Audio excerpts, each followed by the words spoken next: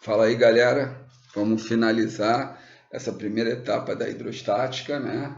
E vamos calcular a pressão atmosférica, tá? Como é que a gente calcula isso? A gente tem aqui, né, um recipiente, tá? Ou até mesmo, né, o mar. E aí a gente vai para uma profundidade lá de 1 metro, tá? A gente vai para uma profundidade de 10 metros, beleza. Então a pressão nesse ponto A, que a pressão hidrostática, vai ser dGH. Então, a pressão hidrostática vai ser a densidade da água, que a gente já sabe que é 10 a terceira. Vamos adotar o G como 10 e a altura 10. Então, a minha pressão hidrostática vai dar 1 vezes 10 a quinta newtons por metro quadrado, que corresponde a 1 atm. Então, a cada 10 metros de profundidade, corresponde a 1 atm. Se eu estou a 10 metros, a minha pressão total é a pressão atmosférica mais a pressão hidrostática. Então, a minha pressão total vai ser 1 do ar exercendo aqui, mais esses 10 metros que corresponde à pressão de 1 atm. Então, eu vou ter 2 de pressão total. Então, tá aí. Então, se o submarino está a 50 metros, ele tem uma pressão em cima dele hidrostática de 5 atms, mais a pressão atmosférica 6. E lá dentro tem 1. Então a diferença de pressão é 5. Tá? O casco está recebendo uma diferença de pressão de 5 atms, tá? Que está a 50 metros de profundidade. Quanto maior a profundidade, maior a pressão. Bem, vamos para a experiência de Torricelli. O que ele fez, tá? Para calcular a pressão atmosférica? Ele pegou um balde, tá? Com mercúrio. Por que ele usou o mercúrio? Porque é o líquido mais denso da natureza, densidade grande, altura pequena, né? Pegou um tubo de ensaio, né? Colocou mercúrio, né? E tampou e emborcou dentro e soltou. Quando soltou, ele teve uma redução, desceu um pouquinho aqui a coluna e criou um vácuo aqui. E aí, ele nesse ponto, que é o mesmo nível desse, calculou a pressão no ponto 1, que é igual à pressão atmosférica. O ar empurra o líquido para cima. Então, quando você vai beber no canudo, você puxa o ar, cria um vácuo, a pressão de fora empurra o líquido para cima. Por isso, se você fizer furos no canudo, tem dificuldade. Por isso que é bomba a vácuo. Ela cria, né, um vácuo, né, puxa o ar e aí a pressão de fora empurra a água para cima. Tá?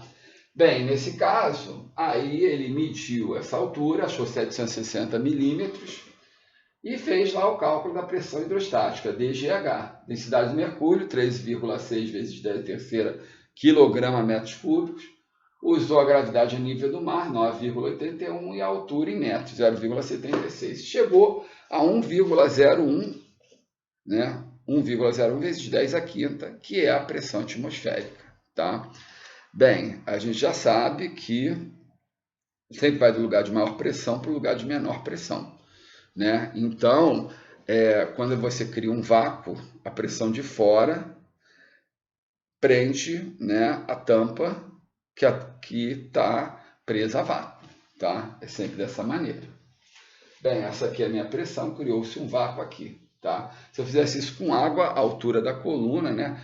Numa piscina, né? Colocasse uma garrafa de PET lá, enchesse de água, puxasse, ela ia vir completa de água até chegar a uma altura de 10 metros. Aí ia começar a criar o vácuo, tá?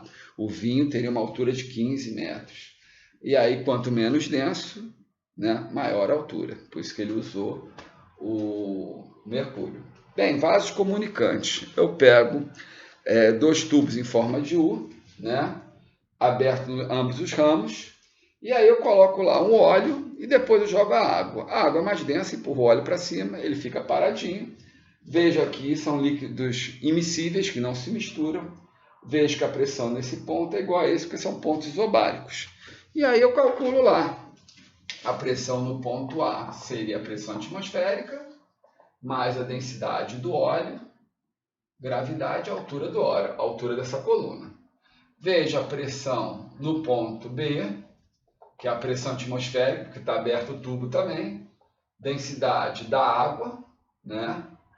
Gravidade e altura da água. Essas pressões são iguais, igual as pressões, vou encontrar a pressão atmosférica mais D do óleo, gravidade, altura do óleo, é igual a pressão atmosférica mais D da água, gravidade, altura da água. Corto G e chego à fórmula aqui.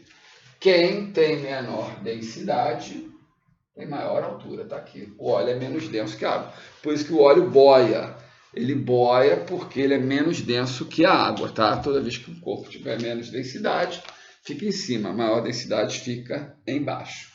Bem, vamos para a prensa hidráulica, que é aquele elevador de posto de gasolina, né? Que aí você vai, é o freio do carro, né? E aí sempre acontece isso, é chamado princípio de Pascal, tá? A prensa hidráulica. Os acréscimos de pressão sofrida em pontos, né? Daqui, ó, em pontos, tá? De um líquido em equilíbrio são transmitidos integralmente. As moléculas são todas transmitidas integralmente, tá? A todos os pontos do líquido e das paredes, tá? Do recipiente que o contém. Então, se eu apertar aqui, né, tem tampa aqui, está fechado, tem uma tampa. Eu aperto, ele desce, o outro sobe. Apertei, ele sobe. Bem, as pressões são iguais, esse movimento é uniforme, então a gente sabe que pressão é força sobre área, pressão é força sobre área. Ou seja, quem tem maior área tem maior força, com certeza. E a gente sabe que isso aí é um cilindro, né? Então, a gente sabe que o volume do cilindro, tá? Aqui é a variação de altura de cada um deles. A variação o volume é dado por área da base vezes a altura. Se eu variar o volume, eu estou variando a altura. Então, força sobre área vai ser variação de volume sobre altura. Vai ser a variação de volume sobre altura. F2, variação de volume sobre altura. A altura do 1, a altura do 2. A variação de volume daqui é igual a daqui? Sim. Bem, aqui eu não vou chamar nem de delta, vou chamar de própria altura. Melhor. Então, F1 vezes área 1 é igual a F2 vezes área 2. Quem tem menor força se desloca mais. Tá?